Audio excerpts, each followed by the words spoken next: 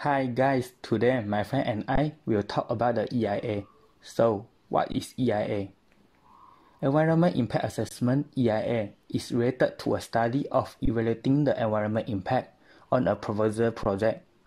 However, the United Nations Environment Programme defined the Environment Impact Assessment as a tool used to identify the environment, social, and economic impact of a project prior to decision making.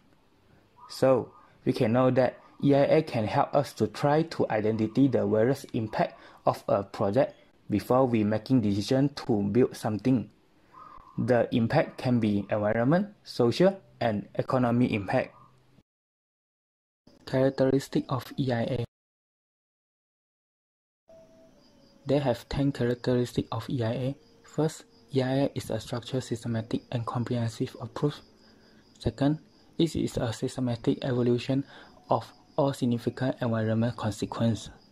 As we know, EIA is a tool to identify the environment, social, and economic impact of the project. The EIA also is a process which can force the developer to reconsider their proposal, because when the EIA determines the project will damage the surrounding environment, the project team must revise their project again. Next, EIA is also a process leading to a statement to guide decision making, so the developer can make sure their project will not damage the environment of the project area.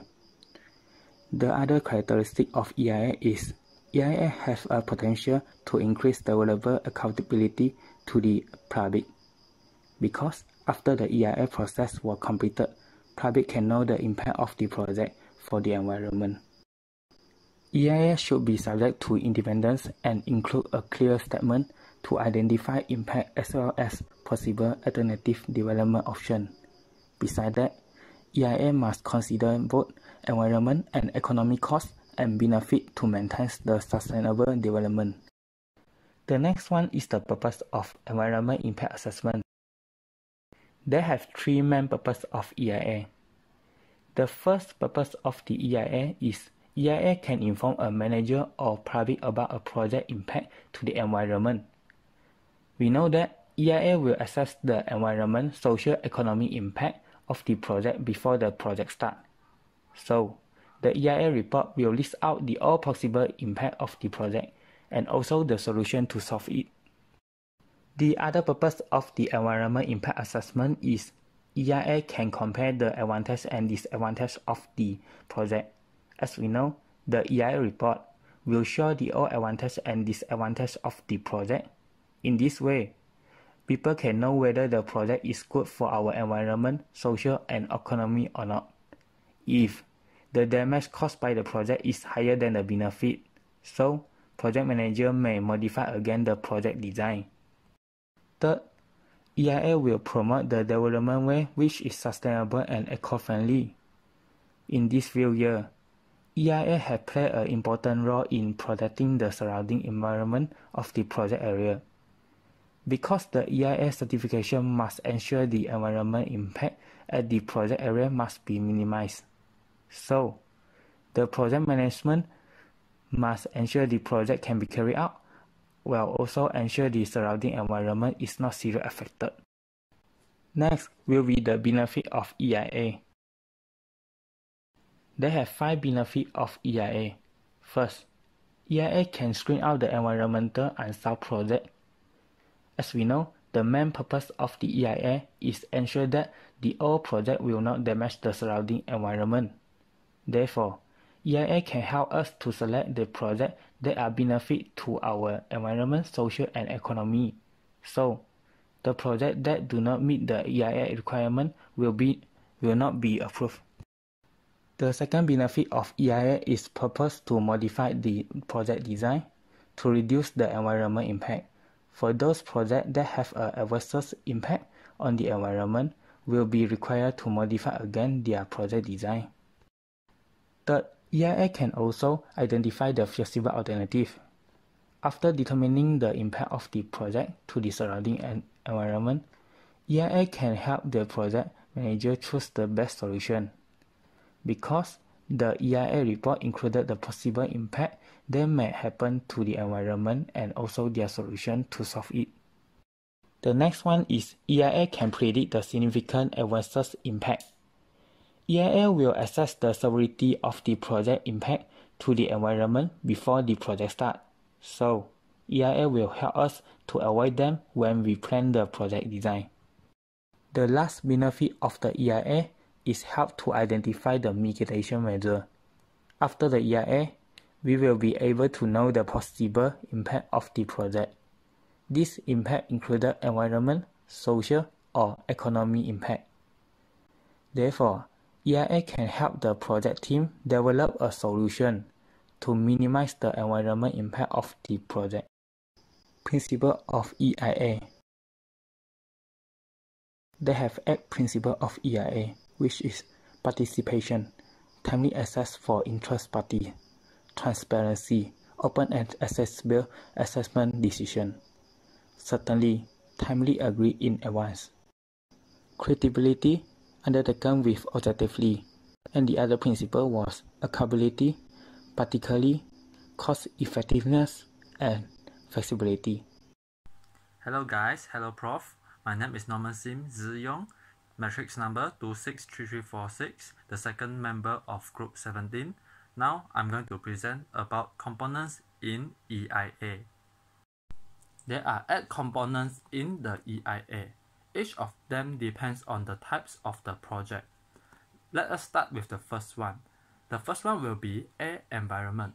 Air environment includes the process of monitoring the existing status of ambient air quality within the impact region of the proposed project site. The radius will be 7 to 10 km from the periphery. Next will be estimation of quantities of air emission, including figurative emission from the proposed project. The air environment also includes the process of monitoring the site-specific meteorological data. The second one will be noise environment. The noise environment includes the process of identification of impact due to any anticipated rise in noise level on the surrounding environment. It also monitors the present status of noise level within the impact zone and predict the future noise level resulting from the proposed project. The third one will be water environment. The water environment includes the study of existing ground and surface water resources with respect to quantity and quality within the impact zone of the proposed project. It also includes the quantification and characterization of waste water, including toxic organic, from the proposed activity. Then it is the biological environment. The biological environment is related to flora and fauna. It is the survey of flora and fauna, clearly delineating season and duration, and also assessment of flora fauna present within the impact zone of the project. The following will be the land environment. Land environment is a component that always being added in the EIA because most of the project use land. Land environment is a process that includes estimation of impacts of project on land use, landscape topography, drainage, and hydrology. It also includes the studies on soil characteristics, existing land use and topography, landscape, and drainage patterns within the impact zone. Next will be the risk assessment. Risk assessment is important in managing a project. Risk assessment includes consequences analysis of failures and accidents resulting in fire, explosion, hazardous release, and dam breaks. It also includes preparation of on-site and off-site disaster management plan. The social, economic, and health environment is being added when a project is built near a housing area. The social, economic, and health environment includes collection of demographic and related socio-economic data. It also includes assessment of impact and significant historical, cultural, and archaeological sites or places in the area. Lastly will be the Environment Management Plan. Environment Management Plan includes mitigation measures, for example, prevention and control for each environmental component. Now I will explain about types of EIA. There are four types of EIA. Which are regional EIA, sectoral EIA, strategic EIA, and the project level EIA.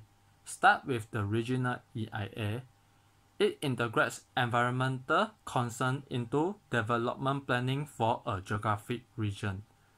The regional EIA addresses the environmental impact of regional development plans and thus the context for project level EIA of subsequent projects within the region. In addition, if environmental effects are considered at regional level, then cumulative environmental effects of all the projects within the region can be accounted. Next is the strategic EIA. Strategic EIA refers to systematic analysis of the environmental effects of development policies, programs, plans, and other proposed strategic action. The strategic EIA represents a proactive approach to integrate environmental consideration into the higher level of decision making. The sectoral EIA helps to address specific environmental problems that may be accounted in planning and implementing sectoral development projects. Instead of project-level EIA, an EIA should take place in the context of regional and sectoral level planning. Once sectoral level development plans the integrated sectoral environmental concern address, the scope of project-level EIA will be quite narrow. The project-level EIA refers to the developmental activity in isolation and impacts that it exerts on the receiving environment. It is not effectively integrate the cumulative effects of the development in a region. Now I will talk about the stages of EIA. The first stage will be identify the project. To start an EIA, we must know about the project, the type of project, the location of project, and so on. Define the project with enough specificity to accurately determine the zone of possible impacts and to include activities that are closely connected with the proposal so that the entire scope of environmental impacts is evaluated. The second stage is screening. It is the process that determines whether a particular project warrants preparation of an EIA. It is to see whether the project needs an EIA for clearance or not. The third stage will be scoping. Scoping, a stage usually involves the public and other interested parties that identify the key environmental issue that should be addressed in an EIA. It provides one of the first opportunities for members of public or NGOs to learn about a proposed project and to voice their opinions. The fourth stage is preparing terms of reference. It is served as a roadmap for EIA preparation and should ideally encompass the issues and impacts that have been identified during the scope process. The term of reference may be made for public review and comment. The fifth stage will be preparing draft EIA. Draft EIA is prepared in accordance with the term of reference. It must meet the content requirements of the overarching EIA law or regulation. Next is public participation. A good EIA will involve public for exchanging information, but there are no consistent rules for public participation. among current EIA systems.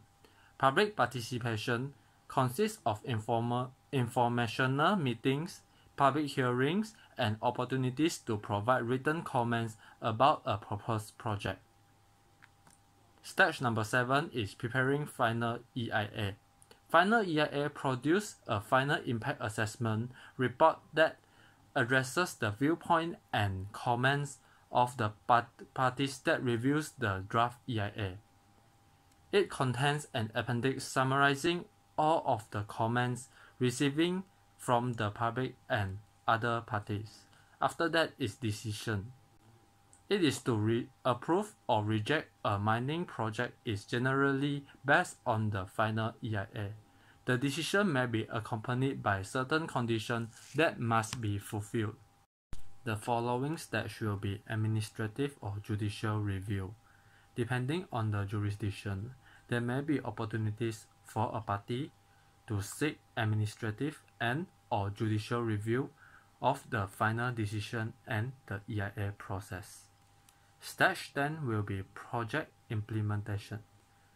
Provided all regulatory requirements are met and permits are obtained, mine development will proceed following the project decision and once opportunities for administrative and/or judicial review are exhausted. The last stage will be monitoring. Monitoring is important to ensure that required mitigation measures are being implemented and to evaluate whether mitigation measures are working effectively. Last is the conclusion. In summary, EIA can be defined as a tool which predicts the environmental impacts of a project.